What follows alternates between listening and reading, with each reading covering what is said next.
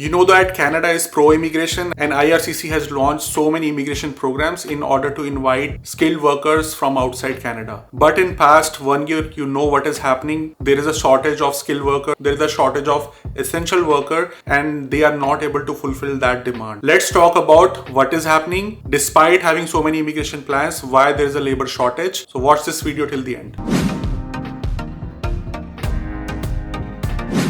If you are interested in Canada immigration videos, so subscribe the channel and press the bell icon so that YouTube knows that you are interested in these kind of videos and it will show you on your YouTube feed. Let's talk about the reasons why there is a labor shortage, why there is a shortage of skilled workers, essential workers, despite so many immigration programs. So reason number one is Canada immigration pathways are designed to fulfill these demands, but they do not always include the jobs which are in demand, because demand for jobs keep on changing every 3 months, every 6 months. But it is very difficult to change the programs and pathways every 6 months, every year, right? So reason number two is the process for regulated industries such as nursing result in a fewer qualified workers being able to work in the field that they trained for. To explain this point with an example, let's say a nursing professional is moving from India or any other country to Canada. It is regulated profile, as you know. The process is so long. By the time they clear all the exam, they get into their regulated profile, which is nursing. They end up doing other jobs for which they are already overqualified, because obviously they cannot wait for 1.5 years, 2 years to get their nursing license and then directly work in their domain. So this is one of the biggest reason which skilled workers, especially who are having regulated profiles, are facing. A recent study called Valued Workers, Valuable Work, the current and future role of immigrant talent was rolled out. There were recommendations on policy to improve the situation of Canadian labor market and underemployed immigrants. Immigrants make up nearly a quarter of Canadian workforce. High percentages work in food manufacturing, truck transportation, nursing and residential care facilities. Canadian-born workers generally avoid essential occupations as they are often undervalued, offer low compensation or lack career mobility. So newcomers tend to take on these jobs even if they are overqualified. The same example that I shared for nursing professionals. So if they are not getting their license, they end up doing these jobs for which they are overqualified. Overqualification is a problem for both immigrants and employers, not making the best use of their education and skills, which limits their earnings, career prospects and economic contribution. Also a problem for employers because overqualification leads to lower job satisfaction, which will result in attrition. So of course this is again a problem for employers as well, as I mentioned, because an overqualified employee will not stay longer on that job, and employers keep on rehiring the people every 6 months, 1 year. So it's a vicious cycle. So the study that I talked about, there were few recommendations by them in order to fulfill this labor shortage and improve the immigration programs. But before we talk about those 5 recommendations, let me talk about Skillshare, because when you move to Canada, having any kind of technical and non-technical skill will be always useful. So the website is Skillshare. They have so many courses related to IT, photography, creative skills. The best part is this is online, so you can learn all those skills sitting at home because you might be working from home. So that's an advantage, especially when you're planning to change your role.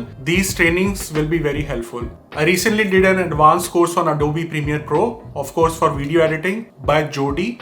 So you can check that out. And also you can check the results on our vlogging channel as well, where I am implementing all those Adobe Premiere Pro skills. So there are no ads on this application. You won't see any distraction. You are a subscriber of Canada Couple channel. So first 1,000 subscribers who will click on the link will get 1 month free subscription instead of 14 days. So take the advantage. Link is in the description. Let's talk about those 5 recommendations now. First recommendation is to offer permanent residency pathways for essential workers. Currently, federal immigration programs cater more to immigrants with degrees. So employers have to fill jobs vacancies with overqualified immigrants or temporary residents. Study also recommend giving more points to express entry system for essential worker. So first recommendation, of course, they are suggesting that for immigration program like express entry system, they should be giving more points to essential workers, which I think is valid, because then they will be able to invite more essential workers as immigrants to Canada. Second recommendation is to collaboration with employers and government. Essential workers often work in more labor intensive jobs, but the high pay goes to people in high skilled occupations. Study calls on the government to collaborate with employers and make essential worker more attractive with better compensation and benefits. Also prevent the exploitation of temporary workers. Second point is also valid because you know that there is a demand for IT professionals and that is also getting fulfilled. But the demand for essential workers is not getting fulfilled because the demand is high, supply is less, and at the same time the compensation is also not lucrative as compared to IT skilled professional or skilled professional. So this study suggested that the government should be directly working with the employers in order to fill that gap. Third recommendation, credential recognition. Credential recognition is one big challenge for newcomers. The process is complex, lengthy, and costly. It prevents immigrants from working in jobs they might be otherwise qualified for, such as the qualified nurse. So in the beginning, I mentioned how lengthy and costly this process is to get a license for regulated profile. So I already gave example of a nursing professional. So they take 2 years or maybe 1.5 years to get their nursing license if they already had experience back home in the similar profile. But until they don't get their license, they won't be able to work on the profiles they are qualified for. So this recommendation is to reduce the cost, reduce the length of that process, and to make it less complex. Recommendation number 4 is to analyze Canadian work permit data. This will help researchers understand which groups work in which occupation and sector, under what condition, through which immigration pathway, and where the change is needed. These efforts could help inform immigration policy and targeted policies for sector and occupations. This recommendation is also valid, but the data is already there. It's just a matter of utilizing that, which is what knock code an immigrant is using in order to immigrate to Canada, what are the knock codes that international students are showing to get their work visa, and whether those immigrants or those international students are actually working in that profile or not. So that analysis needs to be done. Recommendation number 5, create career mobility pathways. Many essential jobs offer no possibility of career advancements, and it is difficult to switch to other sectors to pursue better employment opportunity, especially for those with visa restrictions or who worked in regulated occupations. This fact also discourages domestic workers from pursuing these careers. To understand this recommendation, let me give you one example. If I give you an opportunity to become an IT professional in Canada or essential worker, which profession you will go for? Of course, your interest and passion is one thing. There is a broader perception that an IT skilled professional will be paid more, will be respected more. So this gap also needs to be filled.